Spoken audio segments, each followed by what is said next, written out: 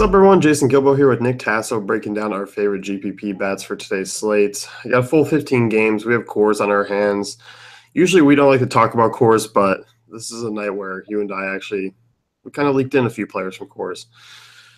Yeah, absolutely. It's kind of a weird slate. I know there's 15 games, and typically you get a lot of options, but I just feel everyone's so priced up, especially on this slate, that it's kind of hard to find a lot of guys. So it's kind of why we dove into some cores guys. Yeah, there's a lot of good arms tonight. I think a lot of spots where, I'm for the most part looking to stay away. I mean, maybe a couple of these above average arms you can target to be contrarian, but for the most part, I mean, there's definitely more good pitchers than bad ones. Yeah, absolutely. And then in the hitters who have good spots, I just feel they're either way overpriced or just not really worth it. So it's going to be a fun one. Yep. Might not be good. Let's look at catcher. Wilson Contreras came in as my favorite option here against Patrick Corbin. Corbin's a guy who's been pretty average this season. I mean, 368 WOBA to righties. I love Contreras when he's been heating up. He hits in the middle of that order. 244 ISO against lefties. I just think for me, he comes in a little bit cheaper than Sanchez, a little bit cheaper than Salvador Perez. I think 4,300 on DraftKings isn't a bad price for him. Yeah, absolutely. I agree with you. Like you said, he's been hitting a little bit better of lately. Gets a lefty here. 16 total home runs on the year. So I think he's been heating up, and he's back at home, which could definitely do some damage in Wrigley Field. Next guy I had would same first name, Wellington Castillo. He's had 3 straight multi-hit games. He kind of seems like he's in the good little run right now. He gets a fly ball pitcher in Ian Kennedy inside a smallish ballpark in Camden Yards. So I like Castillo here. He is priced a little bit too high for my liking, but I don't know. Like we stated earlier, there's just all the prices to me are really high tonight. Yeah, they definitely are. I think it's kind of cooked up. I think we noticed that one because, we're always big James McCann fans when he takes on the lefty, and I mean he's been hitting over 400 over the last few weeks. He's coming off 5 hits in his last 2 games. Gets CC Sabathia, but he's 4K. It's pricey, but you know what? He's not going to be really high owned. So, I mean, I don't mind him still. Yeah, absolutely. You have Castillo in that range. You have Grandal in that range, and also Russell Martin, who's been heating up too. So I agree with you. He's not going to be over-owned.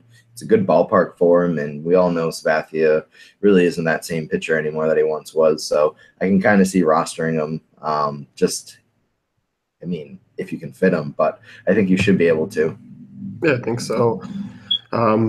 Breaking the rules here, but Jonathan Lucroy, obviously, he was traded to Colorado. His price did not adjust. One, he's been awful this season. He's only hitting 242. He has 4 homers.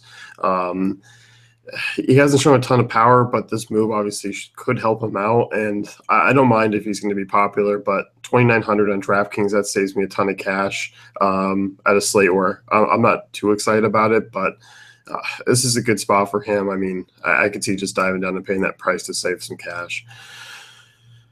Yeah, I mean, he's not really destined to have a great game, but in Coors Field against a lefty, things should go well for him. Even if not, like you said, he's under 3K, which is pretty shocking for the slate. So I don't mind rostering him in there.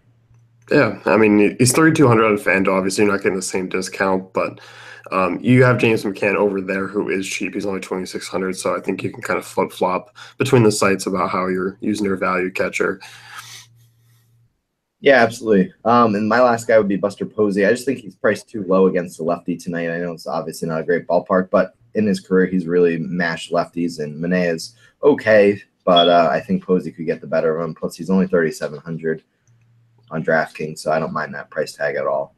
Yeah, I don't mind Posey against the lefty, even with Manaea being that guy. He'll definitely go lower owned just because I think people will find the price to pay up and go. Contreras will go maybe Yasmani Grandal, Perez. I think people might kind of go look there at those big names instead of Posey. Yeah, totally. I agree with you. Anyone else at the catcher position, or are we moving on to first? Let's move on to first. You and I both like Justin Smoke, which, for good reason. You look at Mike Pelfrey, I mean, 376 WOBA to lefties. Smoke just has a ton of power.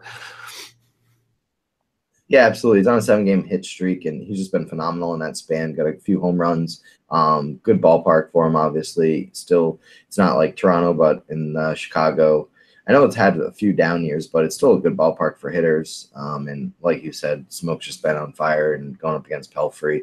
He's not a good pitcher at all. No, he's not. I It's guess just it's simple enough. I mean, he's not. The problem is there's just not enough yeah, lefties in this lineup to take advantage of it fully. yeah. I mean, they have a bunch of righties, which is unfortunate. But a switch hitter, Smoke should take advantage of Pelfrey. And like you said, it really sometimes you don't have to overthink it. If it's a bad pitcher against lefties who are terrible, throw them in and just see what happens. Yeah, with that. Cody Bellinger was my next guy.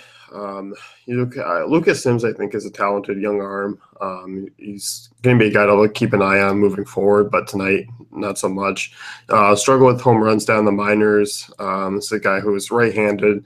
In this ballpark, it's just too tough of a matchup for me to consider. So I'm looking at some Dodgers bats, and Bellinger's kind of priced down just enough to kind of crack that tier 2, where he's not with those 5K guys or high 4 guys. Yeah, I agree with you. He has tremendous power, obviously. What's good about DraftKings, you could always throw him in the outfield spot as well. Huge fan of Bellinger, as if you've been following this podcast throughout all year. And like you said, he gets a good matchup. Ballpark obviously isn't ideal, but I mean, some days it doesn't really matter. We've seen Atlanta play a little bit better this year compared to Turner Field last year. Yeah, those park plays a little bit different. Who else are you looking at first base?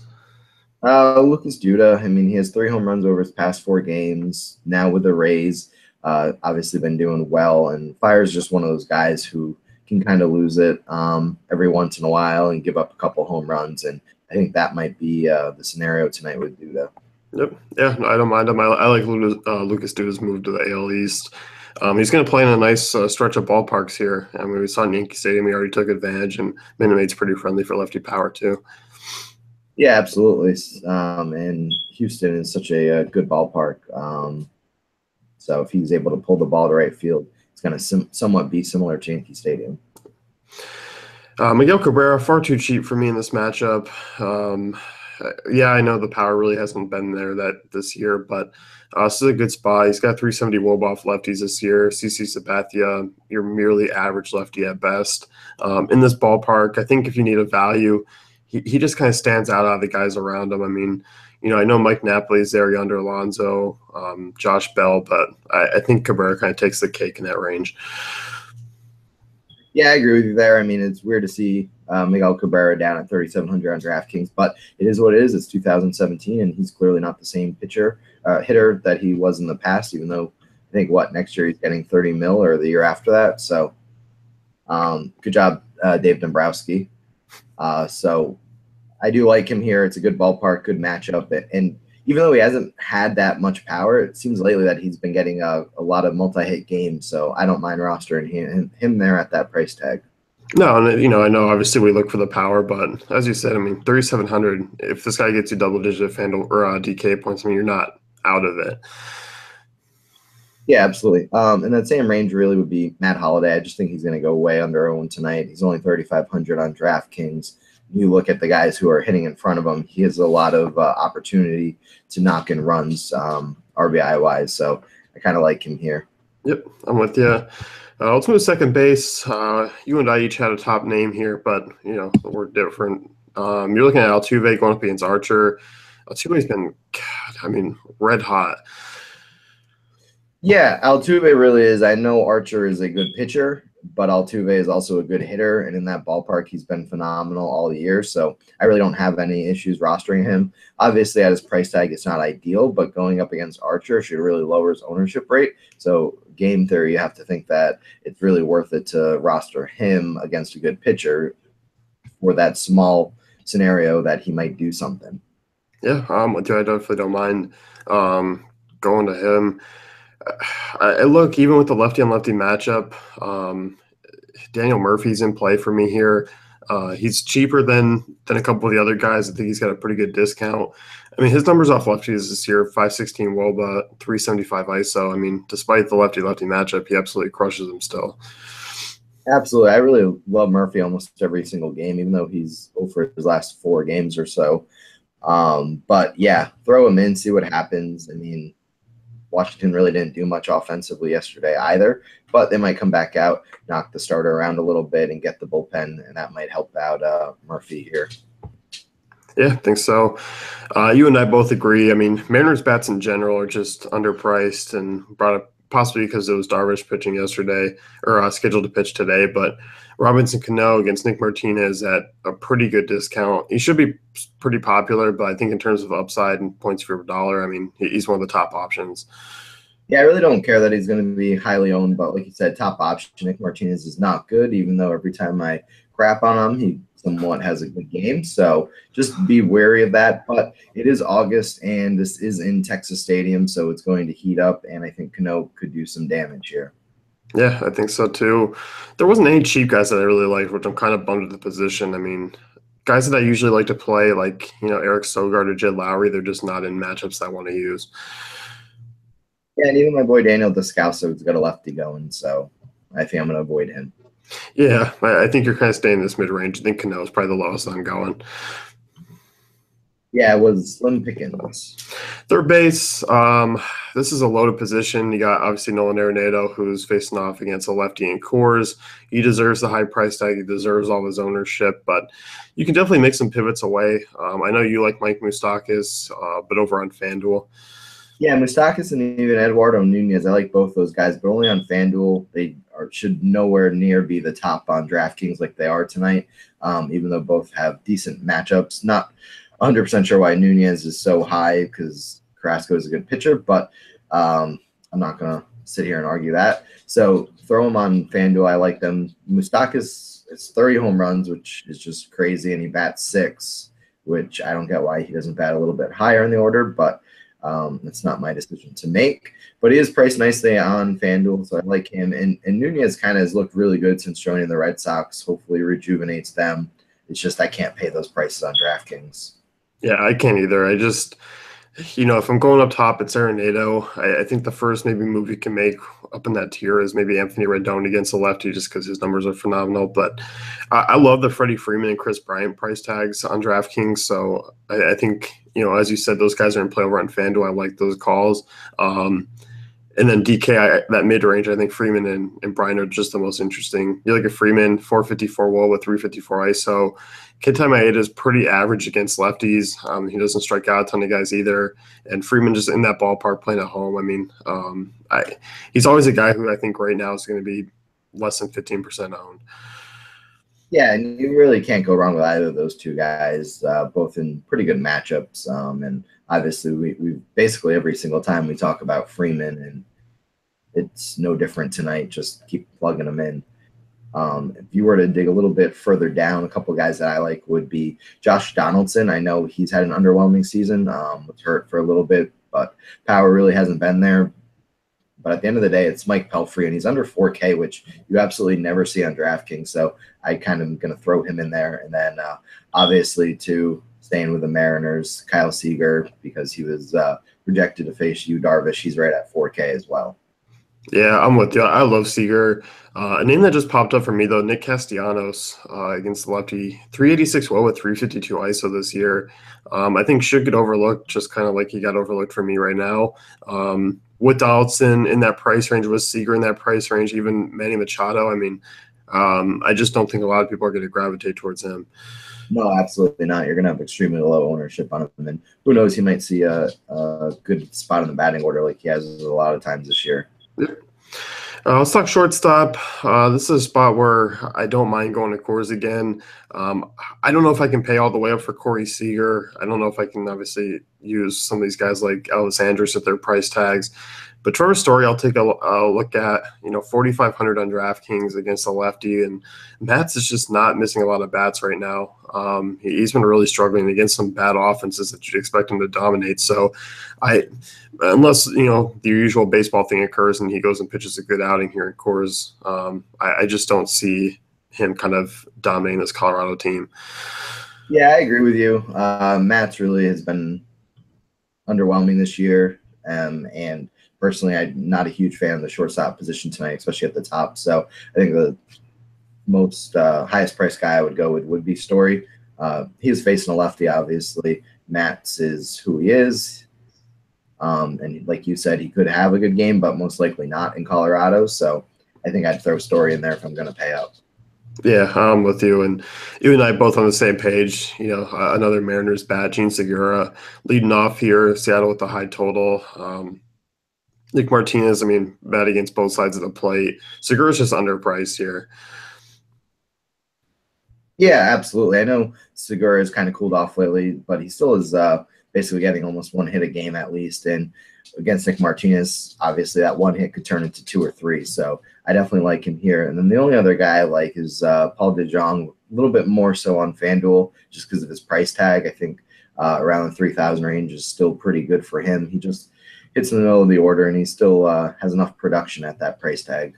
Yeah, I'm with you. If I think I'm going cheaper than Segura, it's definitely Addison Russell. I like some of the Cubs right-handers, but Russell, 320 WOBA, 160 ISO against lefties this year. It's pretty pedestrian, but he's a cheap price tag, and Corbin is a guy who just you can definitely pick on. I mean, 368 WOBA to righties, 198 ISO. Yeah, absolutely. There's nothing wrong with that pick right there. It should be a high-scoring game in Chicago. Let's move to outfield. This top tier, I mean, I think it's intriguing. You got most of Coors up there. You got Blackman. You got Michael Conforto. Curtis Granderson's up there. Granderson's a guy you like, but you like him over on FanDuel where he's not priced as outrageous as some of his teammates there. Yeah, FanDuel price for Granderson is kind of perfect, right in the mid threes. And you look at Granderson, he's just a fly ball hitter. And unfortunately, he should make the lineup. But anyways, he should have a good game in Coors just because obviously the elevation there, and he's never a sure thing. So that's why it's for GPPs only, because he could very simply go 0 for 4 with 4 strikeouts. But he does have that potential. If he connects in the air, it could go out. Yeah, no, I'm with you. I mean, I like the Mets lefties. Like I like Jay Bruce. I like Conforto. I don't mind Granderson. Those guys are all in play for me. Looking a little bit cheaper. Obviously, I talked about Cody Bellinger. I like him in the outfield as well. But there's kind of mid-range options here. I mean, I kind of don't mind. The Royals outfield bats against Bundy. They're on the cheaper side, and they got some power. I mean, Cabrera, Gordon, Brandon Moss. I mean, Bundy's just one of those guys where you just never know what to expect out of him. And he's struggling with a little bit against lefties this year. So I kind of don't mind him. I mean, 360 WOBA allowed. He's going to face a bunch of them, and they're all kind of moderately priced. Yeah, absolutely. And you look at the Royals, they don't really have a huge run total tonight, but I think they're going to be a sneaky team. Probably wouldn't stack all of them, but I kind of agree with you. Finding the one-offs in the outfield probably would help your team out immensely. Yeah, and staying in that same game, I mean, you dug in and you found Adam Jones, who might slip the radar of a lot of people just because where he's priced at. Yeah, he's extremely cheap, especially on DraftKings, and I know he's not a huge fly ball hitter, but he's going up against Ian Kennedy, who's a huge he allows tons of fly balls, and in that ballpark, I think Kennedy could have some trouble, and I think Jones is in a good spot. He's just he's just too cheap to really pass him up. He's going to save you a lot of salary, and maybe allow you to roster some higher priced guys too. Yeah, no, I'm definitely with you. I like the Texas outfielders too. I like Carlos Gomez. I like Shin-Soo Choo. I like Nomar Mazara. Texas does have one of the higher run totals. And you look at Ramirez, he's just kind of that average righty. Should struggle in this ballpark as well. All those guys, I mean, I think Texas is stackable, but I definitely like the Mazara, Gomez, and Choo plays there. Yeah, absolutely. One of my favorite stacks would be the Yankees. Unfortunately, they're just so highly priced with Brett Gardner at like 53, and then you have Judge at 49. It's going to be tough to fit him in, even with Clinton Frazier too. He's up there as well. But if you can do it, I think they're definitely worth it going up against Anibal Sanchez, a guy we haven't really picked on enough on this podcast. Yeah, we definitely have, and I think you pointed out. I think it has a lot to do with the salaries being kind of outrageously priced, but definitely for a reason. I mean, in Yankee Stadium against Sanchez. So I'm definitely with you. I mean, I think if you can fit them in, I think they're a good popular play against, or a good pivot away from Coors. Because yeah, I think people are just not going to pay 5,300 for Brett Gardner when they can have the Mets outfielders. They can have Blackman. They can have Mike Trout for a little bit cheaper. Even it's just there's a lot of names that should not come off. But Aaron Judge, I mean, 4,900. The fact that he's cheaper than Brett Gardner is kind of funny. Yeah, it's silly. I mean, I wish Brett Gardner sits out again and we see Ellsbury at like sub 3,000, which I know won't happen, but that would be fun to kind of throw him in there leading off again. Yeah, I mean, if that is the case, I definitely don't mind it. Nelson Cruz, we're kind of, no record here, but 4K on DraftKings. He's kind of been pedestrian lately. The power really hasn't been great. He's 3,600 on FanDuel, but good spot here. I think this is a good spot for all these guys that are just underpriced on Seattle. Yeah, absolutely. And I like Ben Gamel too, leading off, hopefully. Lefty. He could do some damage also against Nick Martinez. Yep, I definitely don't mind that. What do you think of the Phillies outfielders? They're kind of red hot right now against freaking Alaska. The ballpark sucks. That's the only thing that I'm kind of hesitant on a full slate. But Odubel Herrera has been really good. Nick Williams has been really good. I don't know. They're kind of heating up, and I think they could be a little bit overlooked. Yeah, I don't mind them, and the prices are really nice. But again, that ballpark kind of throws me off a bit. I know we talk at length sometimes about ballparks, but Angel Stadium really. It's kind of, to me, is on the same par as Giants AT&T Park, where there's really not a lot of scoring too much. Yeah, I know. Basically, you just got to hope that there's a couple extra base hits. I mean, that's the only thing that guys like Odubel Herrera are good for. Which definitely could work out. Yeah. So, anyone else you want to mention? Starlin Marte, I think leading off, or so he's priced pretty cheaply. Homer Bailey is a terrible pitcher. Ballpark isn't the best, obviously, but it is what it is. Yeah, I think this is Great American that would give us a nice little pirate stack that we could take a look at. But I'm with you. It's in PNC. I think that's kind of one of the reasons where I'm trying to stay away from the bigger stadiums tonight, just because there's a lot of good offenses. So I'm just kind of trying to funnel down my players. Yeah, I can understand that. But I don't know. I think Pittsburgh might be a decent team. Yeah, no, I definitely agree. One guy, my last guy here I do want to talk about is on DraftKings is Mookie Betts, 3,700. Not an ideal matchup against Carlos Carrasco, but we've also seen Carlos Carrasco kind of put up some bland starts at times this year. So I think Mookie Betts is too cheap, and this guy still has some power. Yeah, well, in comparison to Eduardo Nunez's price, I think you might as well just roster Mookie Betts. He's what, 1,500 less? Yeah. Yeah. Nunez is 5,200. I don't understand. I don't either. I don't either. It's algorithms for you. Yeah, they're no good for anyone. No. That's going to wrap it up here with us. You can head over to fantasycafe.com, check out our great tools and content.